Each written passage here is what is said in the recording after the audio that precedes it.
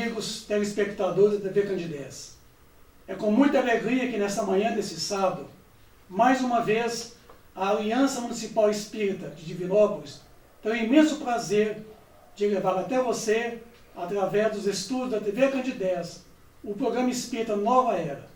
Esse programa é uma realização da AME, Aliança Municipal Espírita de Divinópolis, que tem como principal objetivo levar até vocês a mensagem espírita.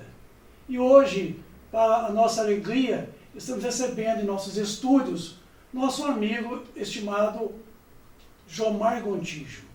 Jomar Gontijo, ele é palestrante em Divinópolis, no movimento espírita. É um grande companheiro estudioso da doutrina espírita.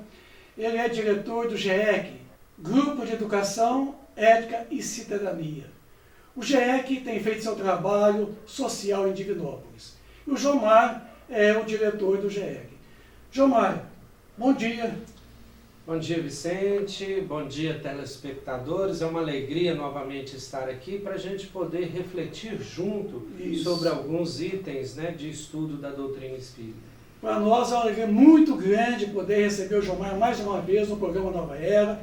E a temática de hoje, certamente uma temática que vai responder a todos vocês uma série de questionamentos que você estaria fazendo com relação à questão do livre-arbítrio e as nossas responsabilidades.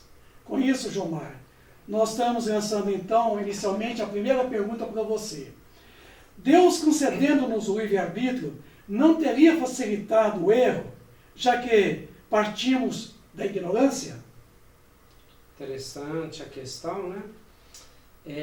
Mas é importante esclarecê-la, porque os espíritas podem entendê-la muito bem, mas como o nosso público, a maioria não conhece o espiritismo, é importante entender que ela parte de uma série de conhecimentos que estão lá no Livro dos Espíritos, quando Allan Kardec, né, o pesquisador Hippolyte Léon Denis Rivail, que depois veio a ser conhecido como Allan Kardec, fazendo as suas questões aos espíritos que orientaram a codificação, os livros, né?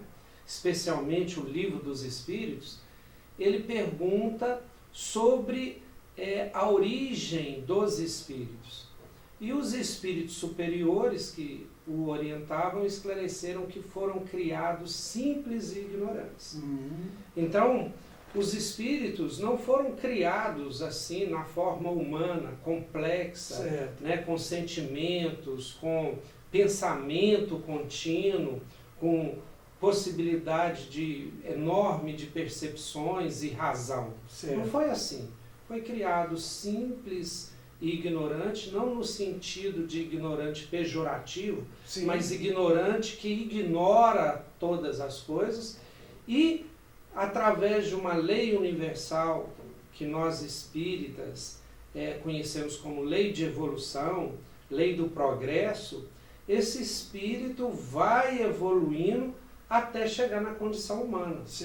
Então o espírito nesta condição, que a gente chama de espírito individualizado, ele passou por milhões e milhões, incontáveis anos, né, no tempo até chegar nessa condição, que é a condição que permite o livre-arbítrio. Então, a pergunta agora faz sentido. Se foi criado nessa condição, o livre-arbítrio que Deus nos permite hoje não nos induziria a erro? Não. Por quê? Deus sempre colocou no ser humano instrumentos que o orientassem no sentido da evolução espiritual, no sentido do crescimento espiritual. Anteriormente à fase humana, esse instrumento era chamado, nós o chamamos de instinto. Então o instinto sempre orientou o espírito em direção ao progresso, à sua perfectibilidade. E na condição humana, nós temos uma intuição e uma consciência que lá no Livro dos Espíritos também, se não me engano, a questão 621, aonde está escrita a lei de Deus? Isso. Não sei Tá se certo, é essa certo. mesmo. É na consciência. Então, na nossa consciência está a indicação do que é certo. É a nossa noção mais profunda de moral, do certo e do errado, que nos indica como agir. Por isso, Vicente, quando alguém age errado, de alguma forma a consciência o avisa que ele está agindo errado. Um ladrão, por exemplo, né, ele age de forma a roubar o outro, mas quando ele é roubado, ele fica injuriado, ele fica nervoso. Então ele sabe que é errado. É errado. Então ele sabe que é errado. A consciência o diz. Porque quando ele é vítima, ele se sente injustiçado. Sim. Então quando ele é o algoz ali e faz o mal para o outro, ele sabe, a consciência o diz. Sim. Né? Diz para ele isso. Então Deus nos dá o livre-arbítrio exatamente que a gente tenha um mérito da boa escolha, Sim. de escolher o errado. Imagine se ele já nos criasse perfeito. Qual seria o nosso mérito? Nós não teríamos mérito nenhum. Então, Deus quer que sejamos os responsáveis pelo nosso progresso espiritual. Então, Ele nos permite até o erro para que nós próprios aprendamos com Ele, com nossos erros, e vamos progredindo, cada um na sua própria velocidade, no seu ritmo. Você que ligou seu televisor agora, sintonizou a TV Candidez, nós estamos apresentando o programa Espírita Nova Era, uma realização da AME, Aliança Municipal Espírita de Divinópolis. Jomar, imperioso que a gente saiba que Deus nos deu o livre-arbítrio. Certamente, Ele nos deu também o chamado juiz de valor, que é o chamado, aquela condição pelo qual nós somos capazes de poder avaliar a gravidade do erro. Então, com isso, a gente passa a perceber o que seria o uso responsável, então, de todo esse livre-arbítrio. Bom, responsabilidade tem a ver com a habilidade de responder por. Então, por exemplo, uma pessoa que não esteja com o seu juízo mental, uma pessoa que esteja alienada, ela não pode responder por seus atos. Por isso mesmo é que a família tem que cuidar e tem que ter alguém responsável Sim. por ela. Como a criança também. Certamente. A criança, até que quando ela não tem ainda essa condição, tem que ter o responsável, os responsáveis por ela. Mas chega um momento que nós alcançamos a autonomia. A autonomia nomia normas e auto. Eu coloco as minhas normas. Então eu sou responsável pelos meus atos. Então agir responsavelmente é ser capaz de responder pelos próprios atos. Sim. Então, vamos dizer, isso vai além da moral e além até da lei. Vamos dizer aqui o exemplo do Gandhi. O Gandhi, na Índia, estava subordinado à Inglaterra, naquela Sim. época, e a Inglaterra colocava leis que eram injustas para aquele povo. Por exemplo, a lei de não poder pegar o sal do mar, porque era uma patente inglesa, só o inglês poderia, né, utilizar o sal. Sim. E o Gandhi, achando uma grande injustiça, ele responsavelmente desobedeceu essa lei e foi e colheu o sal, mostrando que aquela lei era injusta. Foi preso, mas deu aquela lição. Assim como Jesus era tão responsável que ele muitas vezes questionava as leis da sua época. Havia uma lei que não podia se curar no sábado, não podia fazer nada no sábado. Certo. E Jesus curou no sábado e depois ensinou. Qual a pessoa que a ovelha cai num buraco e no sábado não vai salvá-la? E ele pergunta, o sábado foi criado para o homem ou o homem para o sábado? Sim. Então, é uma responsabilidade, é capaz de responder pelos seus atos. é fazer as coisas certas e falarem, eu fiz porque na minha razão, naquilo que eu tenho conhecimento, na lei de Deus no meu coração, eu fiz o que eu achei que era certo. O que a minha razão me diz que era certo. Então, essa responsabilidade sobre as suas ações é o que hoje a gente chama de ética. Ser ético. Ser ético é exatamente você livremente, sem ninguém te coagir, fazer aquilo que você acha certo.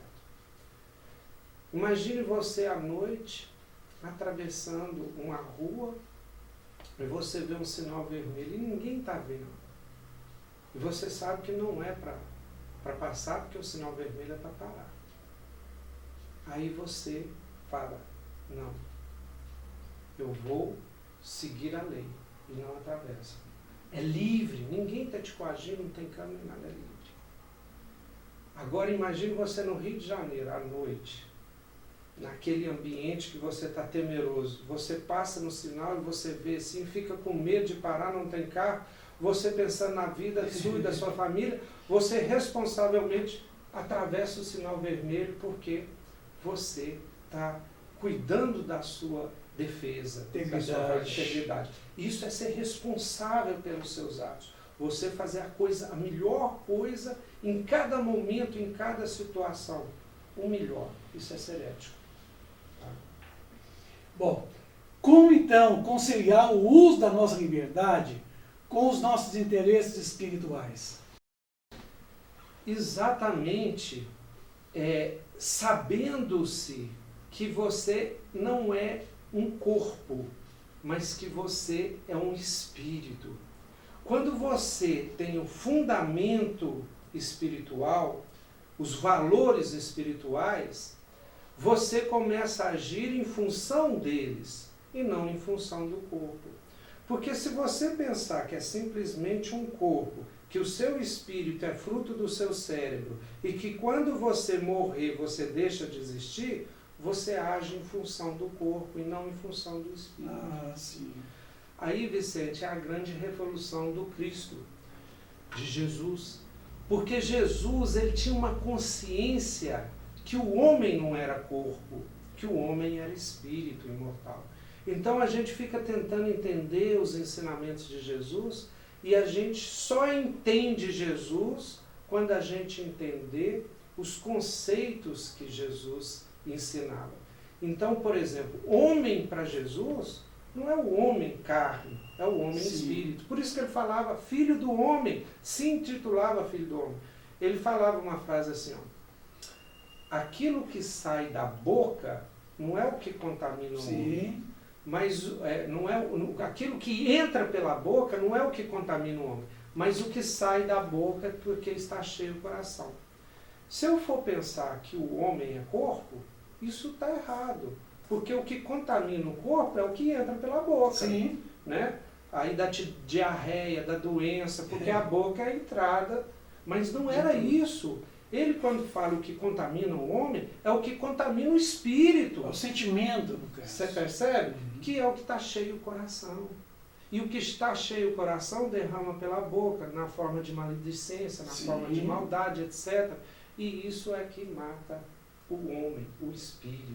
Então, respondendo à pergunta, como? Decidindo sempre em função do espírito. Porque se a gente decidir em função do corpo, por exemplo, eu vou decidir e usar o livre-arbítrio para adquirir mais bens materiais, patrimônio. Sim. Eu não vou ter ética no sentido de passar em cima das pessoas e não valorizar as pessoas. Eu vou tomar um tanto de decisões, mas fundamentadas apenas nessa vida. Se eu não entender que eu sou espírito, que essa vida é só um pedacinho da verdadeira vida, o livre-arbítrio vai ser utilizado em funções de bases erradas, sobre erros, sobre ilusões. E aí eu vou decidir muitas coisas erradas. Então eu tenho que decidir sempre, por isso a importância do estudo da doutrina espírita, de Jesus e de outros grandes mestres, é porque eles vêm nos ensinar o caminho e colocar para a gente, apresentar-nos valores que são eternos, valores do Espírito. Inclusive é comum, a gente ouve Jesus falar em todo o seu Evangelho, o que nós ligamos na terra, certamente nos ligarás também no céu. Mas o que nós desligarmos aqui na terra, vai nos desligar também no céu. Com isso, a gente passa a perceber, Gilmar, como é que a gente podemos explicar o livre-arbítrio quando a gente assim, entra numa situação de confronto com esse determinismo divino que está estampado em toda a natureza, que é justamente a manifestação das leis, né, inclusive a lei do amor, conforme preconiza Emmanuel. Como a gente podemos confrontar esse determinismo? Bom, o que acontece? O livre-arbítrio é exatamente esse poder que Deus nos dá de até ir contra esse determinismo natural. A definição de livre-arbítrio é exatamente se há uma lei universal que nos encaminha para a evolução, desde o começo, eu com meu livre-arbítrio eu posso ir contra. Por exemplo, vamos pensar num dos instintos mais fortes que existem até hoje, dentro dessas leis, que é a conservação. Então, todos nós, como estando diante de um perigo, a gente foge, né? A gente nos protege, a gente não quer morrer naturalmente, instintivamente. Mas eu, com o meu livre-arbítrio, Deus me permite o suicídio. Ou seja, eu acabar com a minha própria vida. Então, é um momento que, utilizando erroneamente o meu livre-arbítrio, eu decida escapar da vida. Aí vem as consequências naturais. Porque toda a lei divina é para nos ensinar a caminhar em direção ou em harmonia com ela. Com o Criador. Isso. Então, eu posso, e eu estou livre aqui agora, para dar um murro nessa mesa aqui e quebrá-la. Mas a reação da mesa na minha mão é lei natural. Certamente. Ela vai provavelmente me machucar, o vidro vai me ferir, e eu vou receber todas as consequências naturais desse ato. O suicídio também tem as consequências naturais terríveis para o espírito que o comete. E assim, a lei nos responde através do que você falou, a dor e o sofrimento. Então, quando, por exemplo, eu não percebo que a lei universal nos manda amar e fico na apatia, ou fico no ódio, na revolta, esse ódio e essa revolta retorna a mim na forma de sofrimento e dor, para que eu conserte o meu próprio caminho. Deus nos dá o livre-arbítrio para que tenhamos o mérito, mas Ele não nos permite retroceder e não nos permite ficar eternamente estacionados. Nós podemos até estacionar um pouco, né? Parar de evoluir, mas não podemos ficar nessa situação, retrogradar e ficar nisso eternamente. Chega um momento que a dor é tão intensa que a gente tem que ir para frente. Então, neste caso, as penas são remissíveis. Isso. Podemos reverter as penas. Com certeza. Né? Nós temos que imaginar que a justiça divina, as justiças das leis naturais universais, não são como as nossas, puramente punitivas. Elas são educativas. O objetivo delas é levar os espíritos à perfectibilidade que está prevista no próprio estatuto do universo, quando Deus o criou.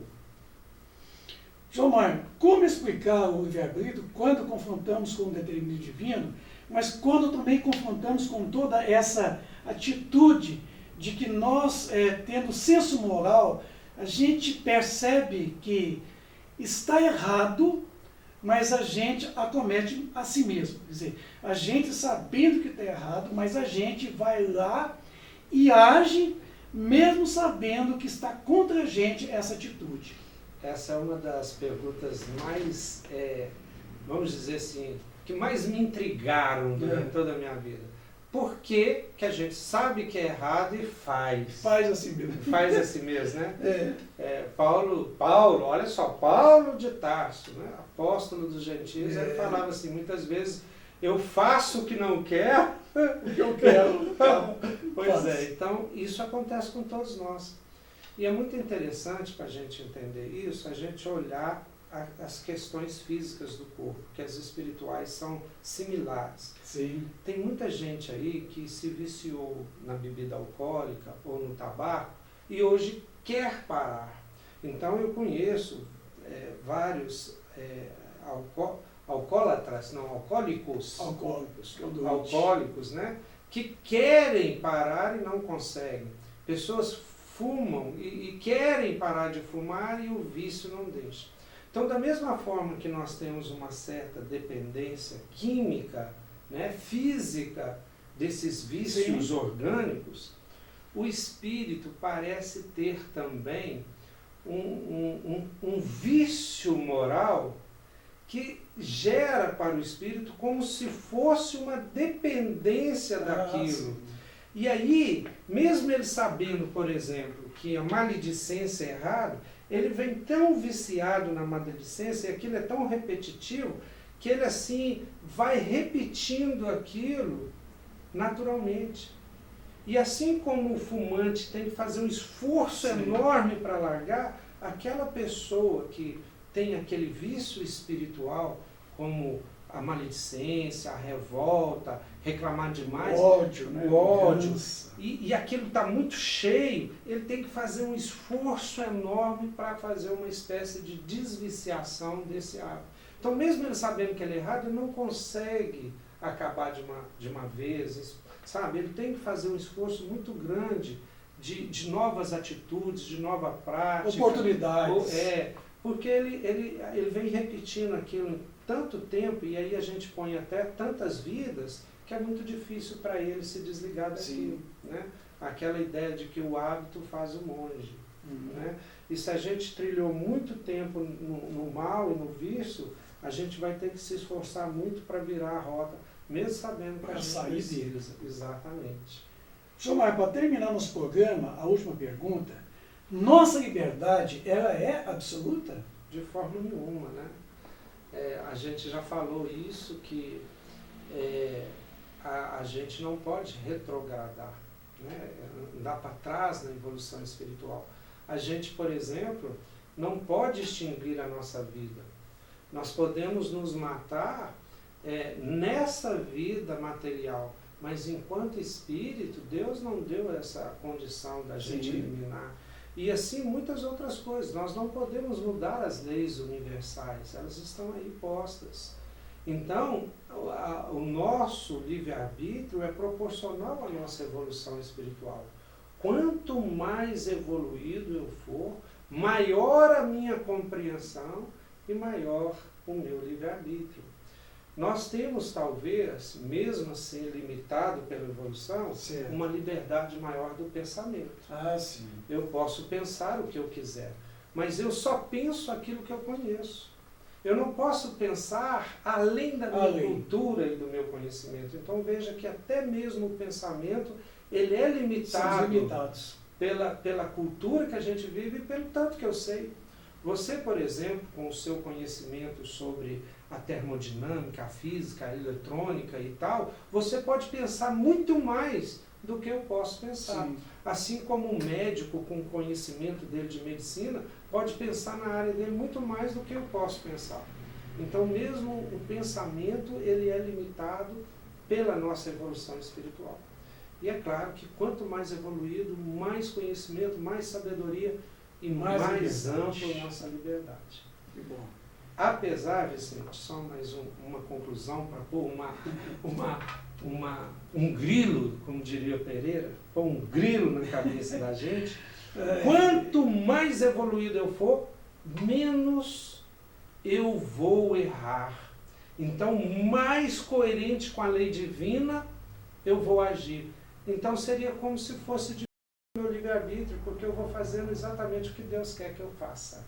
Vai de conforme as leis divinas. Percebe? Então eu vou agindo mais de acordo com as leis e eu não preciso errar tanto, porque no nosso momento a gente erra para um lado, erra para o outro. Sim. E um espírito muito evoluído, apesar de ter uma consciência enorme, uma possibilidade enorme, ele age de acordo com as leis divinas. Né? Ou seja, seria quase como se diminuísse o livre-arbítrio dele para ele seguir o que Deus quer que ele faça. Né? João Mário, nós te agradecemos por sua participação neste programa de hoje. Agradecemos a você, telespectadores da TV Candidez. É com muita alegria que nós desejamos a todos vocês muita paz nesse sábado, muita alegria, que a paz do Cristo esteja com todos vocês. Um bom dia para todos. Bom dia para todos, muito obrigado.